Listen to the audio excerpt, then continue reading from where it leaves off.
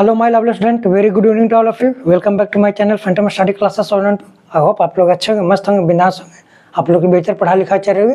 Student, हम लोग ने पिछला क्लास में मोल्स निकालने के लिए कुछ बेहतरीन क्वेश्चंस देखे थे। उससे रिलेटेड एक और क्वेश्चन आप लोग को दे दिए थे बनाने के लिए कि देखिएगा ट्राई करके। चलिए तो इसको हम लोग सोल्व करते हैं, देखते हैं इसका सॉल्यूशन। हम लोग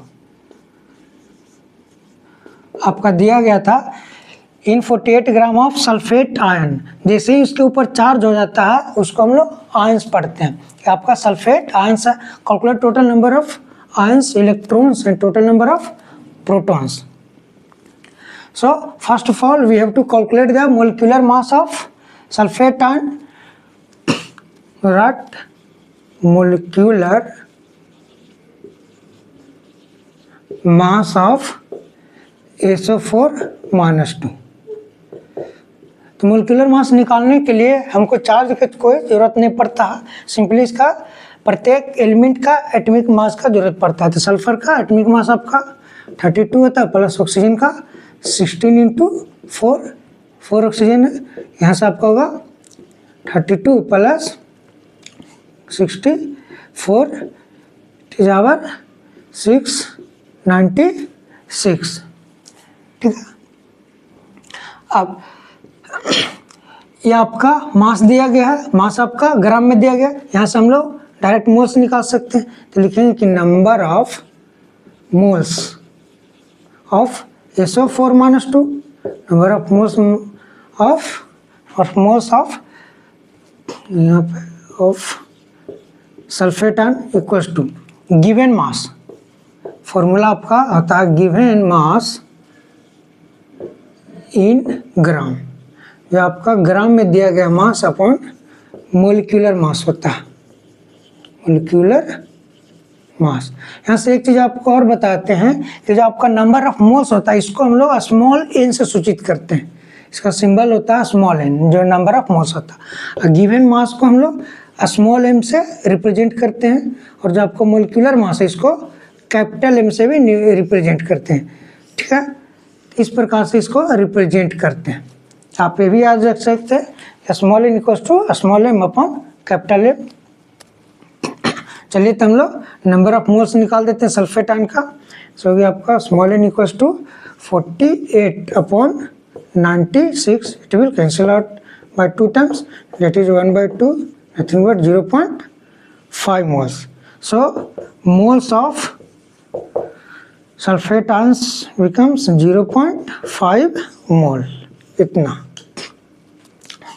अब आपको क्या निकालना है कि टोटल नंबर ऑफ आयंस। तो आपका जो दूसरा फॉर्मूला था कि number of moles equals to total number of ions, या कहें कि टोटल नंबर ऑफ प्रोटॉन्स या total number of neutrons upon n था, या तो टोटल नंबर ऑफ एटम्स या total number of molecules by n करना पड़ता है। तो डायरेक्ट यहाँ से आपको फॉर्मूला बताते हैं कि total number of ions equals to total number of ions equals to number of moles into क्या करना पड़ेगा, आपका जो Na है, जो आपका एवोगाड्रो नंबर, उसको मल्टीप्लाई कर देना पड़ेगा, क्योंकि आपका जो नंबर ऑफ मोल्स होता है N equals to number of total number of ions upon Na होता है। ठीक, टोटल नंबर ऑफ आयंस, तो टोटल नंबर ऑफ आयंस बराबर क्या हो जाएगा, Na मल्टीप्लाई होगा मोल्स से। ठीक, तो इसमें कर रहे हैं। तो आपका जो नंबर ऑफ मोल्स है 0.5 इंटू Na एवोगाड्रो नंबर, ये आपका हो गया टोटल नंबर ऑफ आयंस। आपका Na का वैल्यू रख सकते हैं कि 0.5 इंटू एवोगाड्रो संख्या आपका होता है 0.6, 6.022 इंटू 10⁻23 होता है, दिस मच होता है। ठीक, अब इसको जब मल्टीप्लाई करिएगा तो आपका हो जाएगा 3.011 इंटू 10⁻23, इतना नंबर ऑफ आयंस आ जाएगा आपका। ठीक है, हमको निकालना total number of electrons and protons निकालना। ठीक, तो इसको निकालते हैं हम लोग। टोटल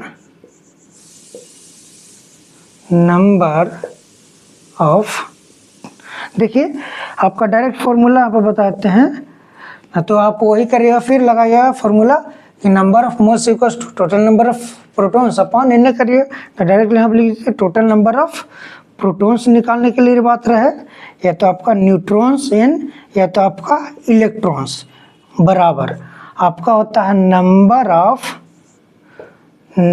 ऑफ इलेक्ट्रॉन्स या कहें प्रोटॉन्स या कहें neutrons into number of mole, into में आपका होता है number of mole into N होता है। ठीक, तो ये फॉर्मूला आप याद रखिएगा कि total number of proton, total number of neutrons या टोटल नंबर ऑफ इलेक्ट्रॉन्स निकालने के लिए नंबर ऑफ इलेक्ट्रॉन या नंबर ऑफ प्रोटॉन या number of neutron into number of mole into N, ये आपका हो जाता है टोटल नंबर ऑफ प्रोटॉन्स या न्यूट्रॉन्स या इलेक्ट्रॉन्स का फॉर्मूला हो जाता। अब हमको निकालना है, इसमें नंबर ऑफ प्रोटॉन्स निकालेंगे, number of electrons, number of protons निकालेंगे। चलिए इसमें निकालते हैं हम लोग।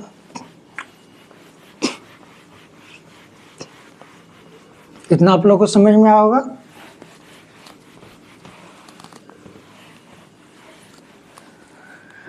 जो आपका सल्फेट आन दिया गया है SO4-2, तो देखिए सल्फर का एटॉमिक नंबर होता है 16, इसका एटॉमिक मास 32 होता है। ऑक्सीजन इसका एटॉमिक नंबर 8, इसका एटॉमिक मास 16 होता है। ठीक, तो यहाँ से हम लोग निकालेंगे number of protons, number of protons equals to number of protons equals to atomic number होता है। तो सल्फर का एटॉमिक नंबर कितना 16 प्लस ऑक्सीजन के 8 इंटू कितना ऑक्सीजन है 4, तो 8 इंटू 4 करेंगे तो आपका हो जाएगा 16 प्लस 32 दैट इज 48 आ जाएगा। अब नंबर ऑफ न्यूट्रॉन्स करते हैं, number of neutrons equals to number of neutrons बराबर होता है atomic mass minus atomic number होता है। तो कहें कि atomic mass minus number of protons that is 32 minus 16 for sulphur plus for oxygen that is our 16 minus 8 into 4 because here is 4 oxygen present, so if we calculate it become 48। अब इसको calculate करिए तभी आपका 48 आएगा। अब हमको निकालना है नंबर ऑफ इलेक्ट्रॉन्स निकालना है। यहाँ से आपका हो जाएगा नंबर ऑफ इलेक्ट्रॉन्स बराबर होता है number of protons plus minus charge on compound. ठीक है, मतलब कि जितना भी आपका नंबर ऑफ प्रोटॉन्स हो रहा है, नंबर ऑफ प्रोटॉन्स इतना रहा, अब इसके ऊपर जितना प्लस चार्ज रहेगा उतना माइनस करना पड़ेगा, जितना माइनस चार्ज रहेगा उतना उसमें प्लस कर देना पड़ेगा। सिंपली याद रखिएगा। ठीक, तो number of electrons equals to 48 plus 2 कर देंगे। ठीक, क्योंकि इसके ऊपर -2 चार्ज है तो जितना माइनस चार्ज रहेगा उतना प्लस हो जाएगा, जितना प्लस चार्ज रहेगा उतना माइनस हो जाता। यहाँ से आपका हो गया 50 नंबर ऑफ इलेक्ट्रॉन्स। अब आपको निकालना है कि total number of electrons, total number of protons और टोटल नंबर ऑफ न्यूट्रॉन्स निकाल देना है। तो देख लेते हैं।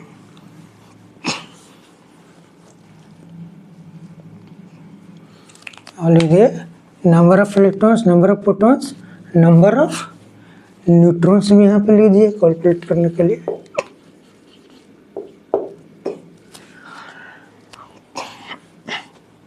चलिए तो हम लोग लिखेंगे total number of protons. Total number of protons equals to number of proton, number of proton how much 48 into number of moles. Number of moles कितना था आपका 1/2 या तो कहें कि 0.5 इंटू एन ने मल्टीप्लाई कर देना, एवोगाड्रो संख्या से मल्टीप्लाई कर देना। 2 से कैंसिल आउट हो गया तो 24 हो गया। तो यहाँ से आपका हो गया 24 एन आ गया एवोगाड्रो नंबर। आप 6.022 इंटू 10⁻23 से मल्टीप्लाई कर दीजिए, आपका आंसर आ जाएगा।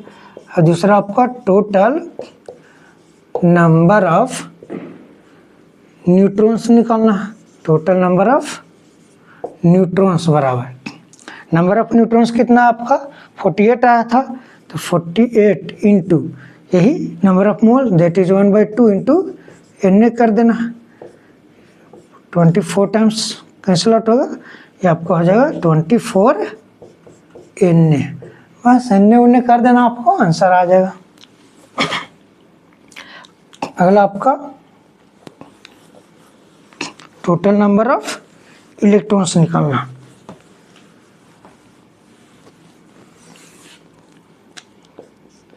टोटल नंबर ऑफ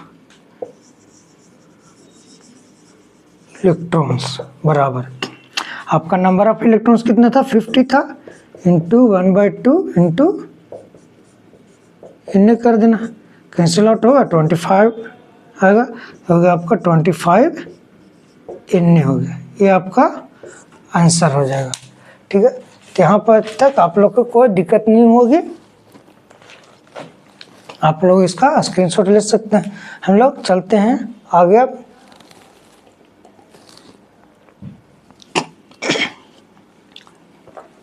कहीं पे भी दिक्कत हुआ आप लोग कमेंट कर सकते हैं। चलिए तो आगे चलते हैं हम लोग।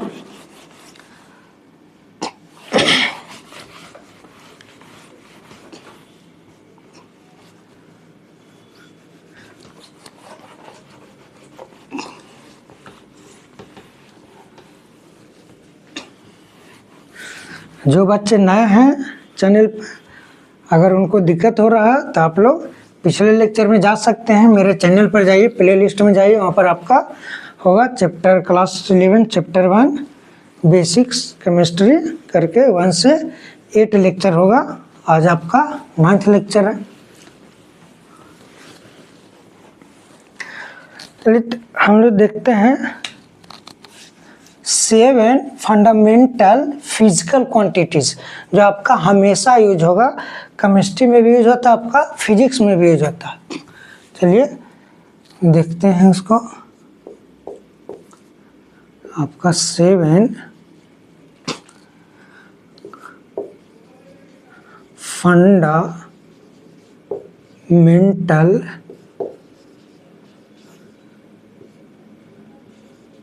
फिजिकल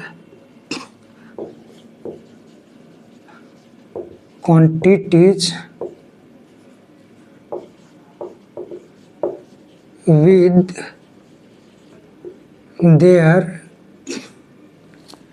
with their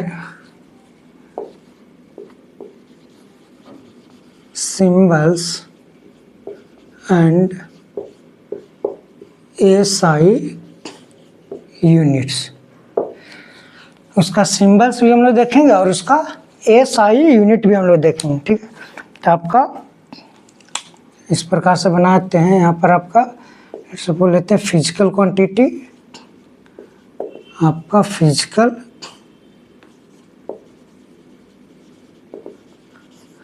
क्वांटिटी हो गया।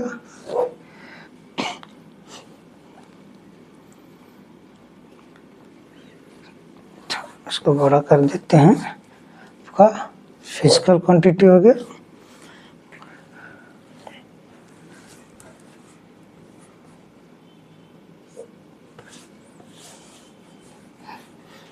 यहाँ इधर आपका सिंबल ऑफ क्वांटिटी, जो भी आपका फिजिकल क्वांटिटी है उसका सिंबल। ठीक है, उधर आपका नेम ऑफ SI यूनिट्स है, नेम ऑफ SI यूनिट्स है का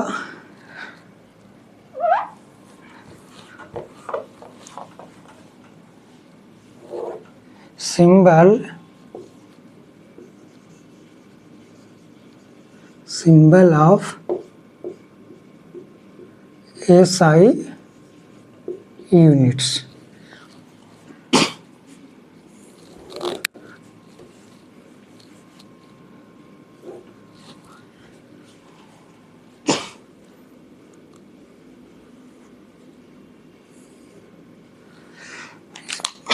पहला जो आपका ऐसा यूनिट आपका लेंथ।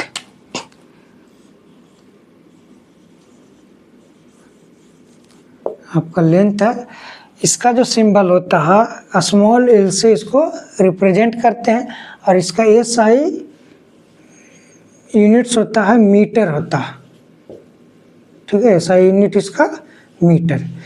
एसआई के मतलब आपको बताते हैं, एसआई यूनिट्स के मतलब होता है आपका इंटरनेशनल स्टैंडर्ड यूनिट्स होता है, इंटरनेशनल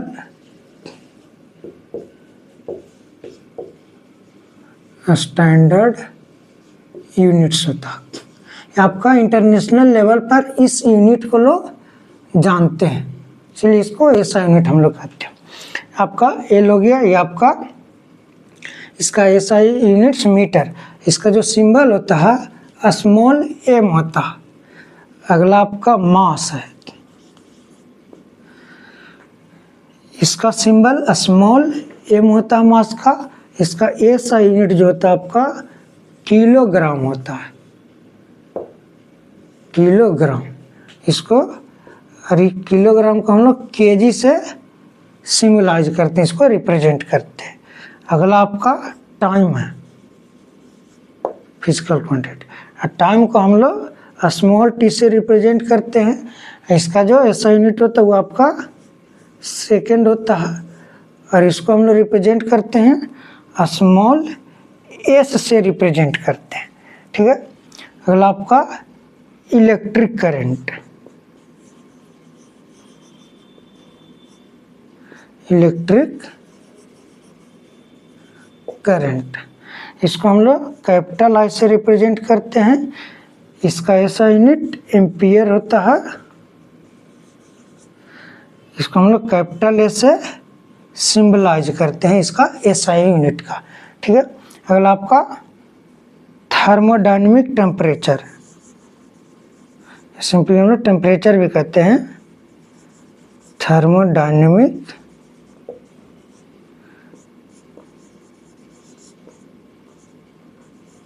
टेम्परेचर होता है। इसको हम लोग कैपिटल टी से रिप्रेजेंट करते हैं, सिंबलाइज करते हैं, और इसका एसआई यूनिट आपका केल्विन होता है, केल्विन। हम लोग कैपिटल के से रिप्रेजेंट करते हैं, ठीक है। अगला आपका अमाउंट ऑफ सब्सटेंस होता है, amount of substance,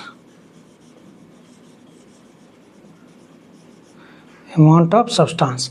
amount of substance को हम लोग स्मॉल एन से सूचित करते हैं, जो अभी आप लोग पढ़ रहे हैं, जिसको मोल्स कहते हैं। तो इसका एसआई यूनिट आपका मोल्स होता है, मोल, और इसको हम लोग रिप्रेजेंट करते हैं एमओएल शॉर्ट से।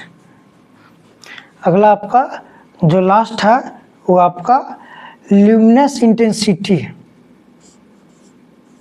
आपका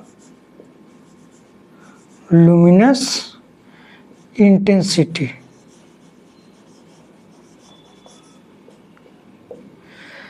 ल्यूमिनस इंटेंसिटी को हम लोग रिप्रेजेंट करते हैं आई न्यू से।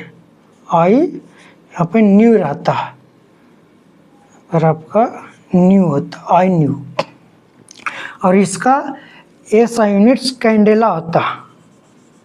ल्यूमिनस इंटेंसिटी का यूनिट कैंडेला होता है। इसको हम लोग इसका एसआई यूनिट को सीडी से रिप्रेजेंट करते हैं। तो ये आपका सेवन फिजिकल फंडामेंटल क्वांटिटीज हो गया, ठीक है। तो इसको आप याद रखिएगा, लिख देते हैं आपको टीबीआर। टीबीआर का मतलब होता है टू बी रिमेम्बर्ड। इसको आपको याद रखना, आपको हमेशा ज़रूरत पड़ेगा जब तक आप पढ़िएगा। केमिस्ट्री या फिजिक्स में हमेशा इसका ज़रूरत पड़ता है, तो ये यूनिट आपको याद रखना, ठीक। इसका आप लोग स्क्रीनशॉट ले लीजिए। हम लोग आगे बढ़ते हैं।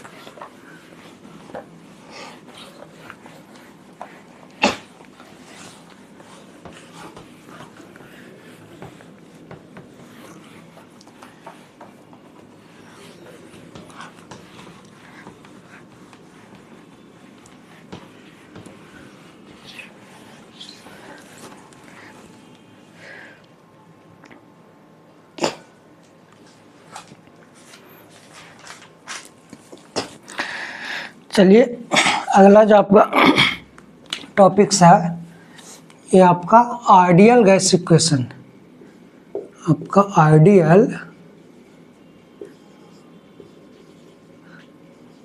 गैस इक्वेशन है। ये जो आपका आइडियल गैस इक्वेशन, आइडियल का मतलब होता है आपका आदर्श, बहुत ही आदर्श, ठीक है, बात मानता है, समझे, एक तरह से डिसिप्लिन लड़का।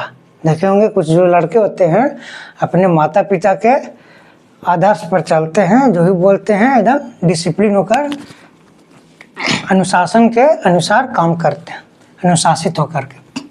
देखिए इसी प्रकार से आपका आइडियल गैस इक्वेशन, ये जो आपका आइडियल गैस इक्वेशन है ये सिर्फ और सिर्फ गैस के लिए ही एप्लीकेबल होता है, इसीलिए इसको हम लोग कहते हैं आइडियल कहते हैं। और ये आपका बहुत ही इम्पोर्टेंट है JEE mains point of view से and NEET point of view से। आपका बोर्ड पॉइंट ऑफ व्यू से तो है ही, बोर्ड में भी तो आता ही है, लेकिन आपका नीट और जेईई मेंस में भी अच्छा खासा इसका क्वेश्चन रहता है, तो आप इस पर ध्यान से देखिएगा इसको। तो जो आपका आइडियल गैस इक्वेशन है ये आपका basically PV equals to nRT, पूरा बड़ा में एकदम लिख लीजिए, इसको भूलना नहीं है, इसलिए बड़ा में लिख दिए PV इक्वल्स टू nRT, यही आपका आइडियल गैस इक्वेशन हो गया, ठीक है। अब इसमें आपको क्या लिखना है कि ये जो PV इक्वल्स टू nRT है it is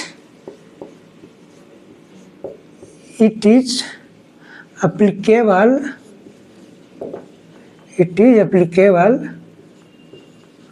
only for gaseous substance, gaseous substance के लिए एप्लीकेबल है, गैसियस कंपाउंड्स का है, गैसियस सब्सटेंस, इसको याद रखिएगा, ये सिर्फ गैसियस फेज के लिए ही एप्लीकेबल है PV इक्वल्स टू nRT। अगर गैसियस नहीं है कंपाउंड या सब्सटेंस तो उसके लिए एप्लीकेबल नहीं होगा, उसमें मतलब PV इक्वल्स टू nRT नहीं यूज करेंगे, ठीक है। अब यहाँ पर PV और nRT क्या होता है इसको हम लोग देखते हैं। जो आपका P है, P आपका प्रेशर होता है, प्रेशर ऑफ द गैस का है, आपका प्रेशर होता है, pressure of the gas. V आपका वॉल्यूम होता है, वॉल्यूम ऑफ गैस। और आपका N अभी हम लोग देखें, N होता है आपका नंबर ऑफ मोल्स, या कहें कि अमाउंट ऑफ सब्सटेंस, तो ये आपका नंबर ऑफ मोल्स होता है। और आपका R होता है आपका गैस कांस्टेंट, तो आपका गैस कांस्टेंट, या इसको हम लोग रीडबर्ग्स कांस्टेंट भी कहते हैं, क्योंकि जो आपका रीडबर्ग साइंटिस्ट थे उन्होंने अपना एक कांस्टेंट दिया था, एक वैल्यू दिया गया था, उसको इन्होंने R नाम दिया था, ठीक है। इसको हम लोग रीडबर्ग्स कांस्टेंट भी कहते हैं, रीडबर्ग्स कांस्टेंट। अब T हो गया आपका टेम्परेचर, T आपका हो गया टेम्परेचर। ये जो टेम्परेचर होगा हमेशा केल्विन में ही होगा, जो इसमें हम लोग टेम्परेचर लेंगे ये आपका हमेशा केल्विन में रहेगा, इसको याद रखिएगा, ठीक। अब हम लोग चलते हैं सभी का यूनिट देखते हैं, सबका यूनिट हम लोग डिफाइन करते हैं। चलिए तो इसको आप लोग याद रखिएगा, PV इक्वल्स टू nRT, इसका स्क्रीनशॉट आप लोग ले लीजिए।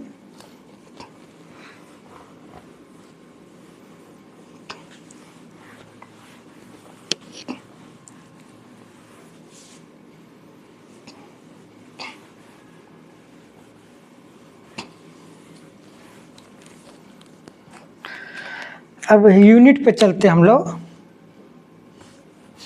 पहला हम लोग देखते हैं unit of moles, units of mole, units of mole. अब जो आपका यूनिट ऑफ मोल्स होता है ये आपका मोल में होता है, इसका यूनिट जो होता है हमेशा मोल्स में हम लोग लेते हैं, तो इसका यूनिट किस में होगा आपका मोल्स में। इसको शॉर्ट में हम लोग MOL लिखते हैं, जब इसको हम लोग यूनिट लिखते हैं, इसका ऐसा यूनिट लिखते हैं, ठीक है, तो इसको सिंबलाइज करते हैं मोल से, MOL से शॉर्ट में। अब जो आपका अब प्रेशर की बारी आती है, ठीक है, हम लोग इसका प्रेशर के बारे में देखते हैं। Units of pressure, units of pressure,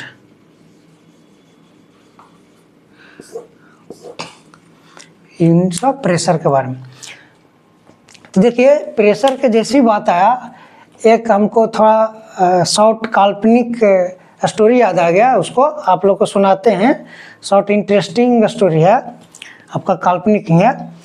तो क्या हुआ कि एक बार की बात है, 4 गो साइंटिस्ट एरोप्लेन से जा रहे थे आविष्कार करने के लिए, रिसर्च करने के लिए, डिस्कवरी करने के लिए। और उसमें जो साइंटिस्ट थे, एक आपका आइंस्टीन जिनका सबसे ज़्यादा IQ लेवल, आपका दूसरा न्यूटन साहब थे, तीसरा आपका पास्कल साहब थे, और चौथा आपका J.J. थॉमसन साहब थे, ठीक है। अब चारों जा रहे थे अपने एरोप्लेन से, तब चारों थोड़ा बोर हो रहे थे क्योंकि एरोप्लेन पे थे, थोड़ा ज़्यादा दूर का डिस्टेंस था, बोर हो रहे थे। तो सब लोगों ने डिसाइड किया कि क्या करें भाई, ठीक है। तो सब लोग डिसाइड किए कि चलिए हम लोग खेलते हैं hide and seek. Hide and seek के मतलब होता है लुक्का छिपी होता है, ऐसे माघी में लोग बोलता है लुक चोरिया वगैरह, आप लोग खेले होंगे, ऑब्वियस सी बात है, बचपन में सब लोग खेलते हैं, ठीक है। कहीं पर लोग बेड के नीचे लुक जाता, छिप जाता है, कभी आपका अलमारी में छुप जाता लोग, कहीं आपका पेड़ पर जाके चढ़ के इधर लुक, कभी लोग दूसरे घर पे जाके लुक जाता है, समझे। इस प्रकार से लोग खेलते हैं। तब जो सब लोग थे डिसाइड किए कौन जाएगा भाई चोर, कौन जाएगा। तो सब लोग बोले कि जो सबसे IQ लेवल है अल्बर्ट आइंस्टीन साहब का, हो जाएंगे। तो अल्बर्ट आइंस्टीन साहब गए चोर, और जो बाकी 3 गो थे साइंटिस्ट वे छुपने लगे। और पास्कल साहब और J.J. थॉमसन साहब छुप गए, लेकिन न्यूटन साहब ने क्या किया कि अपना जेब से रुमाल निकाले, और उस रुमाल को निकाल करके उन्होंने फर्श पर रखा, फर्श पर रख करके उस पर जाके न्यूटन साहब बैठ गए। फर्श पर रख करके न्यूटन साहब क्या किए, बैठ गए, उसके ऊपर जा करके बैठ गए न्यूटन साहब, ठीक है। आपका रुमाल है, इस पे जा करके बैठ गए। अब फिर जो अल्बर्ट आइंस्टीन साहब थे वो आए, तो देखे कि सामने न्यूटन साहब थे, तो बोले अल्बर्ट आइंस्टीन साहब कि चलिए आप तो पकड़ा गए, आप चोर हो गए, चले जाइए आप, अब चोर रहिए। तो जो न्यूटन साहब थे बोले कि हम चोर नहीं हैं, आपने हमको नहीं पकड़ा। गजब हो गया भाई। और जब अल्बर्ट आइंस्टीन साहब सामने देख रहे हैं न्यूटन साहब को, बोले कि आप चोर हो गए, तो बोल रहे हैं कि नहीं आप हमको नहीं पकड़ा, आपने हमको पकड़ा ही नहीं। तो आप बताइए कि किसको पकड़े थे अल्बर्ट आइंस्टीन साहब ने। तब देखिए जो न्यूटन साहब थे उन्होंने क्या दिमाग लगाया। अभी तो आप लोग न्यूटन साहब को फिजिक्स और केमिस्ट्री में पढ़ रहे हैं। न्यूटन साहब जब आप लोग जाइएगा ग्रेजुएशन में, तो इंजीनियरिंग फील्ड में, वहाँ पे भी आप लोग को परेशान करेंगे न्यूटन साहब। तो न्यूटन साहब ने क्या किया था कि अपना रुमाल निकाला था, और रुमाल निकाल करके उसको फर्श पर रखा था, और फर्श पर रख करके इसके ऊपर बैठ गए थे न्यूटन साहब, ठीक है। ये आपका रुमाल हो गया, इसके ऊपर न्यूटन साहब बैठ गए थे, क्लियर। तो ये जो न्यूटन साहब थे, न्यूटन इसके ऊपर बैठे हुए। तो जब हम लोग किसी चेयर पर बैठते हैं, तो जब चेयर पे बैठते हैं तो हम क्या लगाते हैं, फोर्स लगाते हैं। और जो आपका कुर्सी है, चेयर है, उसके ऊपर प्रेशर डेवलप होता है, उसके ऊपर प्रेशर लगता है, समझे। तो ये जो रुमाल था, रुमाल का जो एरिया होता है, रुमाल आपका कैसा होता है, स्क्वायर शेप का होता है, ठीक है। तो ये लेंथ हो गया आपका मीटर, इसका भी इधर मीटर हो गया, समझे। और न्यूटन साहब इसके ऊपर बैठे हुए, तो न्यूटन साहब इसके ऊपर क्या लगा रहे हैं, फोर्स लगा रहे हैं, और इसके ऊपर आपका एरिया हो गया, समझे। The force by area is nothing but our pressure. जो प्रेशर का फॉर्मूला होता है बराबर होता है फोर्स बाय एरिया, समझे। अब फोर्स का ऐसा यूनिट आपका क्या होता है, न्यूटन।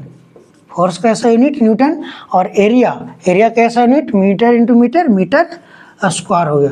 तो न्यूटन अपॉन मीटर स्क्वायर आपका पास्कल होता है, समझे। इसको हम लोग पीए से भी सूचित करते हैं शॉर्ट में, समझे, ठीक है। तो न्यूटन साहब ने क्या दिमाग लगाया कि रुमाल निकाला, उसके ऊपर बैठ गए, तो न्यूटन पर मीटर स्क्वायर आपका पास्कल होता। तो न्यूटन साहब का कहना था कि आपने हमको नहीं पकड़ा, किसको पकड़ा, पास्कल साहब को पकड़ा। समझ में आया बात। तो ये आपका काल्पनिक स्टोरी है, ताकि आप याद रखिए, अब भूलिएगा नहीं। प्रेशर का यूनिट होता है pascal, P for pressure, P for pascal होता है। तो इसको अगला बार से आपको नहीं भूलना है, प्रेशर का यूनिट। चलिए, तो जो प्रेशर होता है इसका अलग अलग यूनिट होता है, सभी यूनिट्स को हम लोग डिफाइन करते हैं।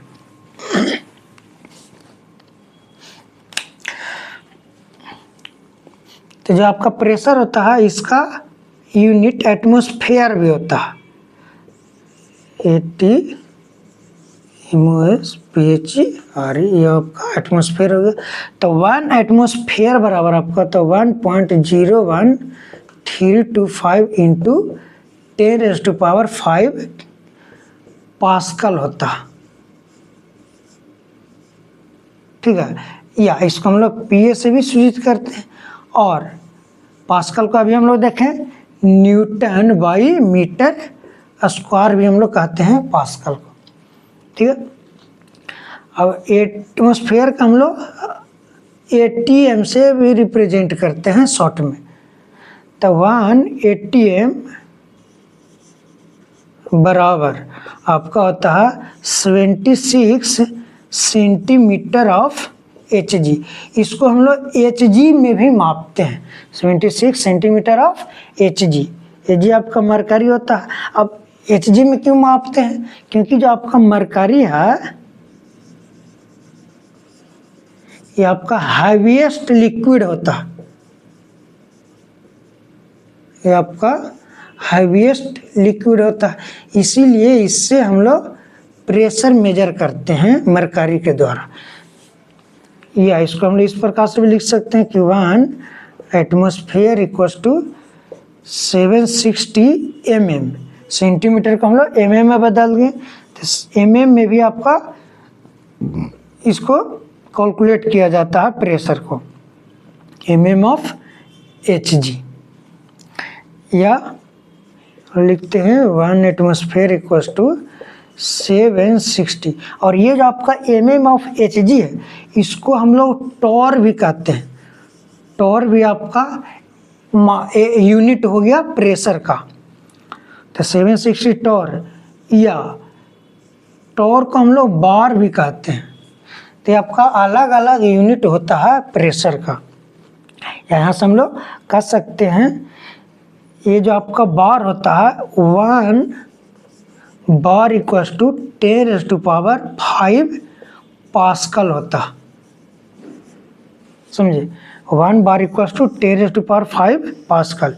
इसको भी आपको याद रखना, आपका जरूरत पड़ता है। 1 बार इक्वल्स टू 10⁵ पास्कल होता है, समझे। यहाँ से देखिए हम लोग कह सकते हैं कि 10⁵ पास्कल ये हो गया, तो 10⁵ पास्कल के स्थान पर हम लोग क्या लिख सकते हैं, बार लिख सकते हैं। तो एटमॉस्फेयर और बार में आपका एक रिलेशन आ जाता है, समझे। यहाँ से हम लोग कह सकते हैं कि 1 एटमॉस्फेयर इक्वल्स टू 1.01325 इतना बार होगा। तो ये आपका एटमॉस्फेयर और बार में एक रिलेशन आ गया। तो इसको याद रखिए, इसको और ये सब आप याद रख सकते हैं। बेसिकली जो आपका ऐसा यूनिट प्रेशर का होता है वो पास्कल नहीं होता है, समझे। इसको आप स्क्रीनशॉट ले सकते हैं।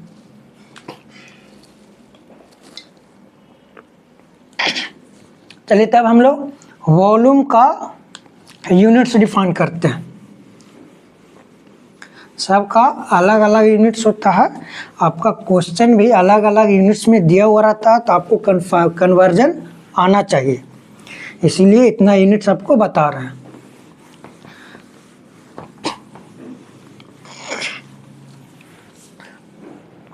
अगला यूनिट्स आपका वॉल्यूम वाला,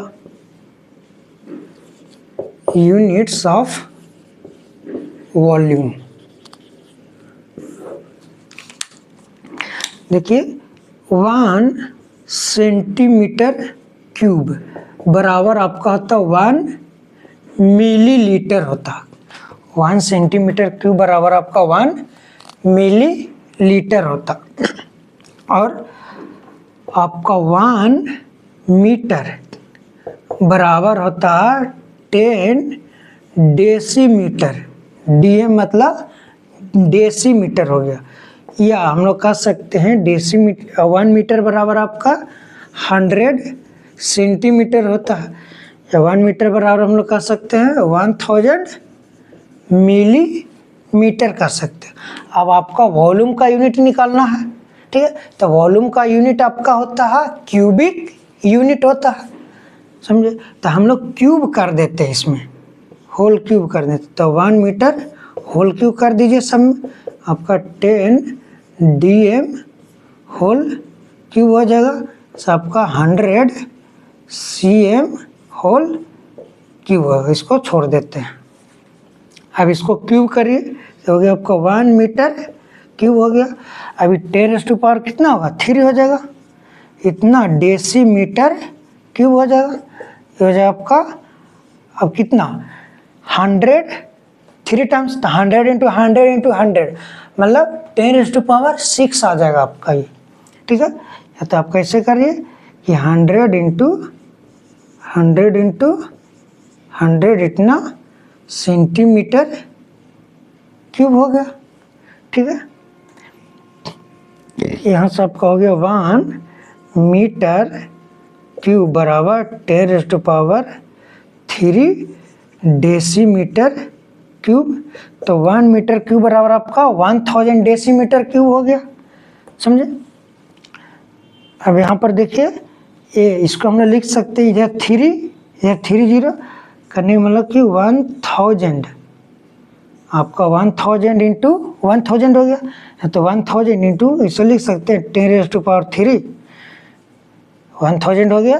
ये जो आपका 30 है इसको 10⁻³ कर देते, इतना सेंटीमीटर क्यूब कर देते हैं। अब इसको इस प्रकार से क्यों किए हैं, देखिए बताते हैं कि आपका 1 लीटर बराबर होता है 1000 मिलीलीटर होता है। 1 लीटर बराबर कितना होता है 1000 मिलीलीटर। अब ये जो आपका मिलीलीटर के स्थान पर हम लोग सेंटीमीटर क्यूब लिख सकते हैं, क्योंकि 1 सेंटीमीटर क्यूब बराबर 1 मिलीलीटर होता है। तो यहाँ से लिख सकते हैं हम लोग कि 1 लीटर बराबर हो जाएगा आपका 1000 सेंटीमीटर क्यूब। 1 लीटर बराबर आपका कितना होगा 1000 सेंटीमीटर क्यूब। तो ये जो आपका 1000 सेंटीमीटर क्यूब है, इसके स्थान पर हम लोग 1 लीटर भी लिख सकते हैं। तो यहाँ से आपका हो जाएगा 1 मीटर क्यूब बराबर 10⁻³ डेसीमीटर क्यूब इक्वल्स टू 10⁻³ कहाँ, या तो कहें कि 1000 litre. 10⁻³ centimetre cube nothing but 1 litre, या कहें कि 1000 लीटर, समझे। तो ये आप याद रखिएगा। यहाँ से हम लोग कह सकते हैं कि 1 मीटर क्यूब बराबर कितना लीटर होता है 1000 लीटर होता। 1 मीटर क्यूब बराबर 1000 लीटर, और 1 डेसीमीटर क्यूब DM बराबर 1 लीटर होता, क्योंकि इधर भी 1000 कैंसिल आउट होगा, तो 1 डेसीमीटर क्यूब बराबर 1 लीटर हो जाएगा आपका, ठीक। तो ये वैल्यू आप याद रखिएगा, ये सब है जो आपका यूज में आता है हमेशा, समझे। लिख देते आपको कि CM आपका सेंटीमीटर, ml बारे में लिख देते हैं। देखिए M हो गया आपका मीटर यहाँ पर, cm सेंटीमीटर,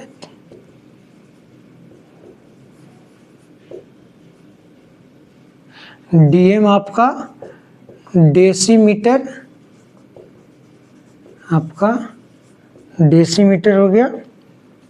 और आपका क्या बच गया, आपका mm, mm को हम लोग मिलीमीटर कहते हैं, सारा लिख देते हैं यहाँ पर, मिलीमीटर हो गया। L को रिप्रेजेंट करते हैं हम लोग लीटर, ठीक है। तो ये आपका इस प्रकार से हो गया। चलिए तब आगे हम लोग टेम्परेचर का यूनिट हम लोग देखते हैं। अब इसको आप लोग स्क्रीनशॉट ले लीजिए। चलिए आगे चलते हैं हम लोग यूनिट्स ऑफ टेम्परेचर। देखिए बहुत ही आराम से आप लोग को पढ़ा रहे हैं ताकि आप लोग को बेहतर तरीके से समझ में आए, कहीं पे भी दिक्कत नहीं हो थोड़ा सा। आप लोग मेरे चैनल पे बने हुए रहें और ज़्यादा से ज़्यादा आप लोग शेयर करिए। लगता है आप लोग शेयर नहीं करते हैं, अपने दोस्तों यारों के साथ शेयर करिए ताकि उन लोग को भी बेहतर तरीके से समझ में आए। अब देखते हैं हम लोग यूनिट्स ऑफ टेम्परेचर।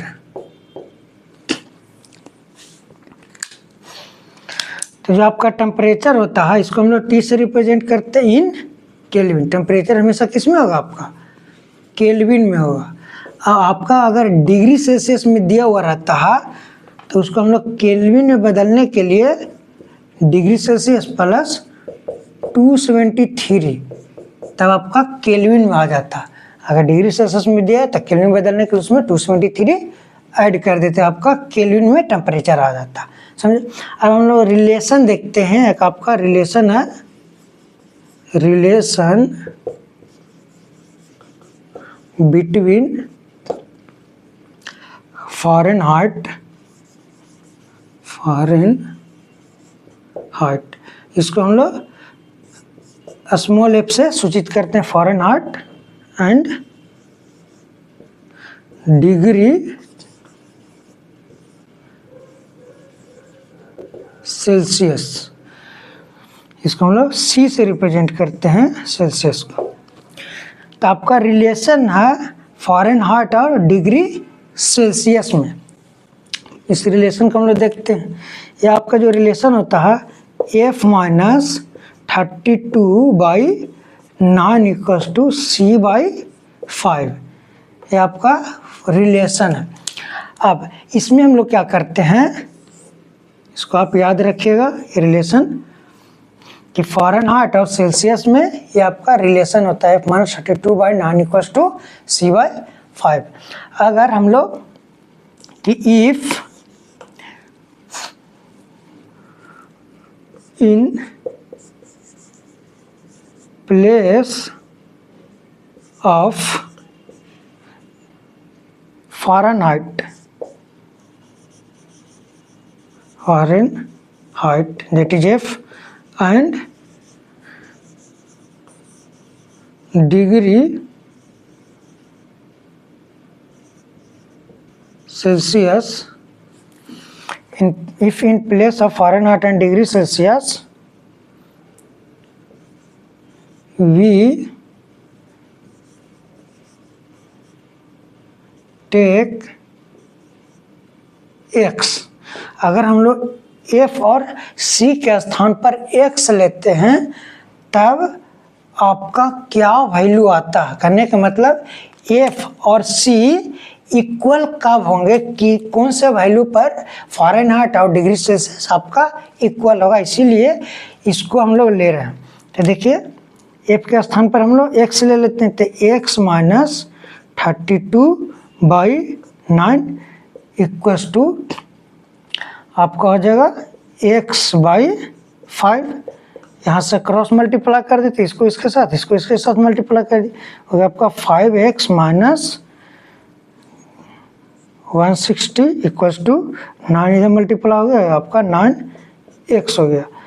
अब 5x को इधर लेके आ जाइए, इधर आपका बन जाएगा -160 इक्वल टू इधर आएगा तो 9x माइनस 5x हो गया। यहाँ से हो गया आपका 4x इक्वल टू -160 जो कि आपका कैंसिल आउट होगा 4 टाइम्स। यहाँ से हम लोग कर सकते हैं value of x equal to -40। इसका मतलब ये हुआ कि Fahrenheit and degree Celsius will be equal at -40 value. ठीक है, कर सकते हैं कि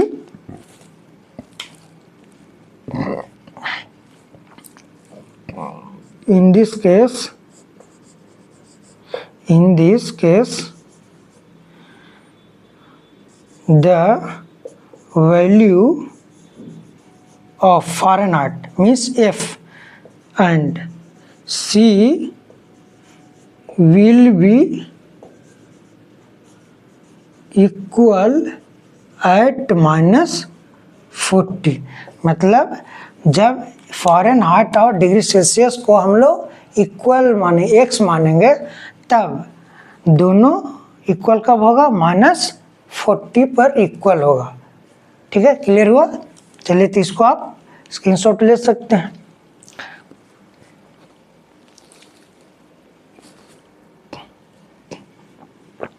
अब अगला जो आपका यूनिट लास्ट जो आपका R गैस कांस्टेंट, उसको हम लोग देखते हैं।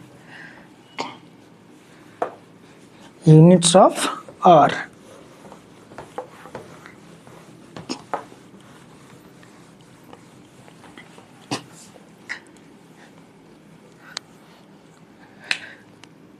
यूनिट्स ऑफ R इसको हम लोग कहते हैं गैस कांस्टेंट का गैस कांस्टेंट होगा। अब इसका यूनिट आपको इस फॉर्मूला से, इस इक्वेशन से आपको पता चलेगा। ये इक्वेशन आपका PV equals to nRT, PV बराबर nRT, समझे? तो याद रखिएगा। अब आपको R का यूनिट निकालना है।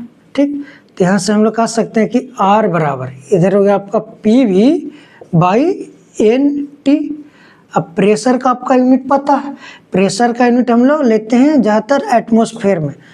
तो जब आपको प्रेशर एटमॉस्फेयर में होगा तो जो आपका वॉल्यूम यूज होता है वो आपका लीटर में रहता है। तो एटमॉस्फेयर लीटर, प्रेशर एटमॉस्फेयर में है तो वॉल्यूम लीटर में लेना आपको। तो एटमॉस्फेयर लीटर अपॉन मोल्स, मोल को हम लोग mol से रिप्रेजेंट करते हैं, मोल इसका हो गया।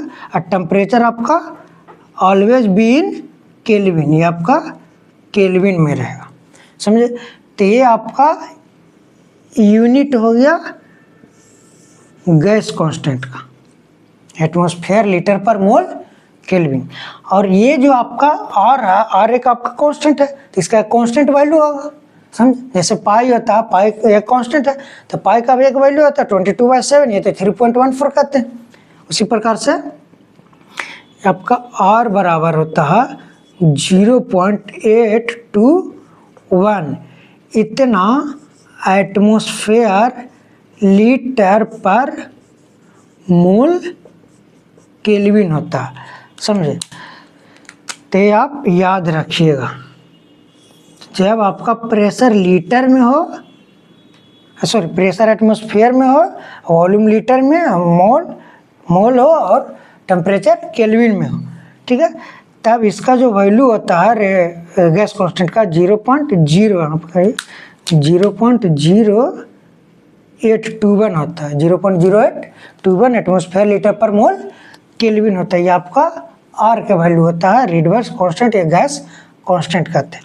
अब देखिए इसको हम लोग अलग यूनिट में भी बदल सकते हैं। यहाँ पर से कैसे? देखिए आर बराबर 0.0821। अब जो आपका एटमॉस्फेयर होता है, अभी हम लोग देखें प्रेशर का, तो 1 एटमॉस्फेयर बराबर उसको हम लोग पास्कल में बदलें तो हो जाएगा आपका 1.01325 इंटू 10⁵ पास्कल पी करें, ठीक है। ये हो गया आपका एटमॉस्फेयर से पास्कल में। इंटू इंटू आपका क्या हो गया लीटर, इंटू क्या हो गया आपका लीटर। और लीटर देखिए 1 मीटर क्यूब। अभी हम लोग देखें कि 1 मीटर क्यूब बराबर आपका होता है 1000 लीटर होता है। अब लीटर से आपको मीटर क्यूब में बदल देना, तो यहाँ से हम लोग कह सकते हैं कि 1 लीटर बराबर हाउ मच 1/1000 मीटर क्यूब होगा। आपका छोटा यूनिट से बड़ा यूनिट में जाता है तो डिवाइड करना पड़ता है, तो 1 लीटर बराबर 1/1000 मीटर क्यूब। तो इसको लिख सकते हैं, जो लीटर है इसको 1/1000 इतना मीटर क्यूब अपॉन आपका क्या हो गया मोल केल्विन हो गया, और मोल केल्विन हो गया। यहाँ से हो गया आपका R बराबर 0.0821 इंटू 1.01325 इंटू, अब देखिए ये आपका कैंसिल आउट होगा, 3 है ये 5 है तो आपका 2 बचेगा, 10⁻², करने वाला 100 हो गया आपका 100। अब pascal, pascal is nothing but our newton पर मीटर स्क्वायर होता है, क्योंकि आपका ये मीटर में इधर यूनिट है, तो जो पास्कल इसको भी हम लोग मीटर वाला यूनिट में कन्वर्ट कर देते हैं।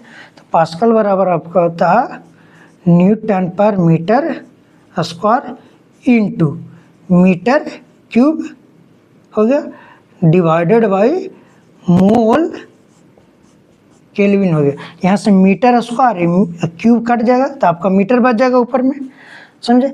अब ये जो तीनों है, इस तीनों को जब हम लोग मल्टीप्लाई करते हैं 100 1.01325 इंटू 0.0821, तो इसका वैल्यू आपका हो जाता है 8.314 इतना हो जाता है, समझे।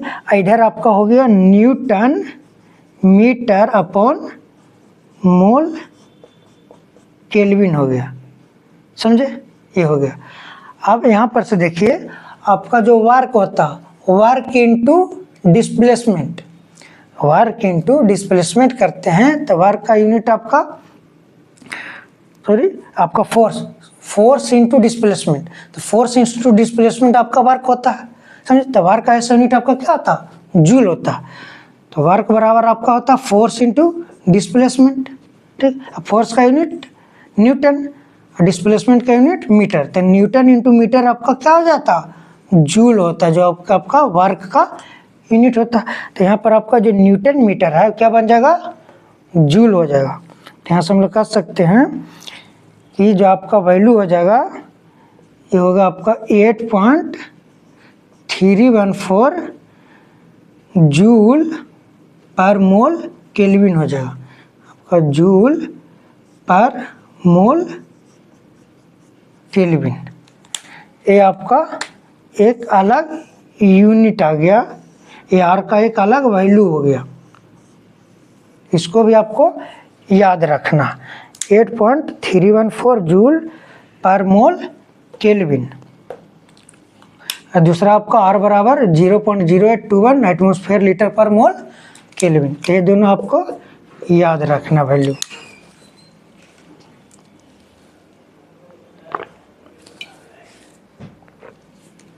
चलिए अब हम लोग क्वेश्चन पर चलते हैं। बहुत हम लोग यूनिट देख लिए, अब क्वेश्चन देखते हैं ताकि आप लोग को बेहतर तरीके से समझ में आएगा, अप्लाई करना सीखते हैं हम लोग आइडियल गैस इक्वेशन को।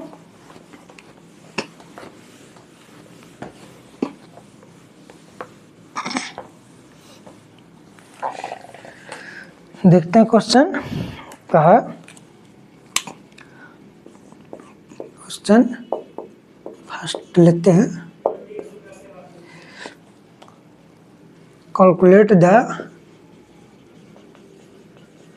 calculate the volume of 10 gram of hydrogen at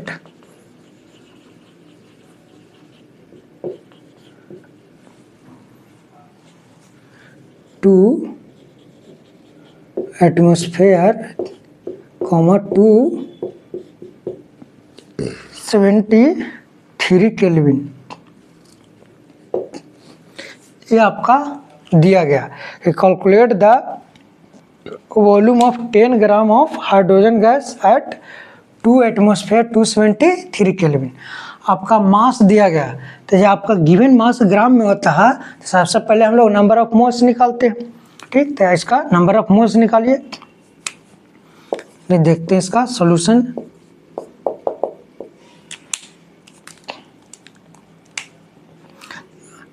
number of mole of hydrogen, इसको हम लोग स्मॉल एन से सूचित करते हैं नंबर ऑफ मोल्स को। गिवन मास 10 बाई आपका, अब यहाँ पर आपको ध्यान में रखना है कि ये जो आपका अप्लाई होता है किसके लिए अप्लाई होता है, गैस के लिए होता है। तो ऑब्वियस सी बात है जो आपका हाइड्रोजन है it is in the form of gaseous state. आपका हाइड्रोजन है किसके रूप में, गैसियस स्टेट के, मतलब H2 के रूप में, H2 के फॉर्म में है आपका यहाँ पर।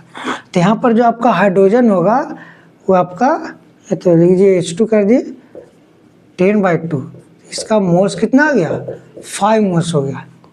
ठीक है, क्योंकि आपका हाइड्रोजन होता है H2 के फॉर्म में, तो H2 आपका गैसियस स्टेट में होता है, गैस के लिए आपको अप्लाई होता है, इस पर ध्यान रखना आपको। तो मोल्स हो गया आपका 5 हो गया। आपका प्रेशर P आपका कितना 2 एटमॉस्फेयर, आप लोग डाटा लिख दिए तो ज़्यादा अच्छा रहेगा। N बराबर आपका 5 हो गया और टेम्परेचर आपका 273 केल्विन हो गया। तो आपको वॉल्यूम निकालना, और R के वैल्यू जब आपका एटमॉस्फेयर दिया हुआ रहता, ठीक है, आपका एटमॉस्फेयर दिया हुआ रहता है तो वॉल्यूम आपका लीटर में आएगा।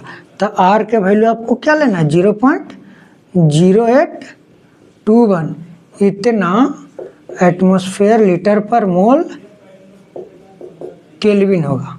ठीक, तो आपको अप्लाई कर देना है PV = nRT। ठीक है, इसको अप्लाई कर देना है। तो यहाँ से आपका V बराबर वॉल्यूम निकालना, तो V बराबर क्या होगा nRT/P।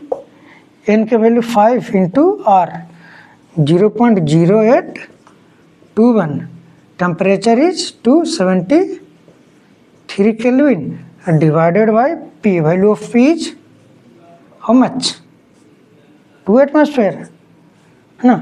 देखिए आप यूनिट के साथ लिखिए, ज़्यादा अच्छा रहेगा। देखिए यूनिट के साथ लिख देते हैं ताकि आप लोग को और अच्छा से समझ में आएगा कि यूनिट कैंसिल करके N मोल आपका 5 मोल हो गया इंटू R 0.0821 एटमॉस्फेयर लीटर पर मोल kelvin into temperature 273 kelvin divided by 2 atmosphere. अब यूनिट काट दिए, मोल से मोल गोल, ठीक है। एटमॉस्फेयर इधर कैंसिल आउट हो गया, केल्विन कैंसिल हो गया, तो आपका क्या बच गया लीटर बच गया सिंपली। ठीक है, ये आपका हो गया लीटर। अब यहाँ से आपका V बराबर 5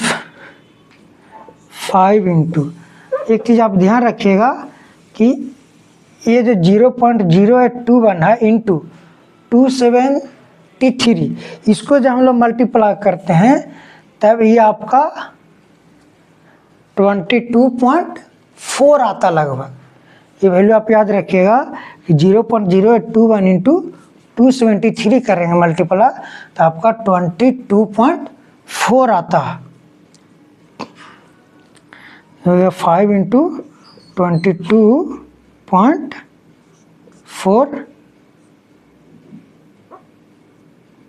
इतना डिवाइडेड बाई आपका 2 से डिवाइड होगा तो ये आपका 11.2 हो गया। अब इसको आप मल्टीप्लाई कर दिए, इसका जो यूनिट होगा लीटर में होगा। यहाँ से V बराबर आपका हो गया, ये हो गया आपका 1156 हो गया इतना लीटर। ये आपका आंसर हो गया 56 लीटर हो गया।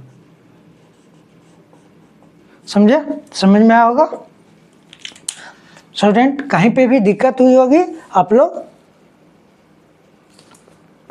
कमेंट कर सकते हैं। थोड़ा सा भी कहीं पे दिक्कत हो रहा आप लोग बता सकते हैं। तो स्टूडेंट हम लोग मिलते हैं नेक्स्ट लेक्चर में, और जाते जाते कुछ सुना देते आप लोग के लिए। कहते हैं कि तलाश उसकी करो जो किसी के पास न हो, तलाश उसकी करो जो किसी के पास न हो, भुला दो उसे जिस पर विश्वास न हो, भुला दो उसे जिस पर विश्वास न हो। हम तो अपने गमों में हंस पड़ते हैं, हम तो अपने गमों में हंस पड़ते हैं, वो इसलिए कि सामने वाला उदास ना हो। समझे? तो आपका एक मुस्कान आपको खुशी दिला सकता है, सामने वाले को एहसास नहीं दिलाएगा कि हाँ ये बंदा उदास है या परेशान या दर्द पीड़ा में। समझे? तो आप लोग मुस्कुराते रहिए, हंसते रहिए और अपने गम को भुलाते रहिए, मस्त रहिए, बिंदास रहिए। ठीक है स्टूडेंट, हम लोग मिलते हैं नेक्स्ट लेक्चर में। तब तक के लिए stay safe, stay healthy and focus on study. Thanks for watching. Have a good night.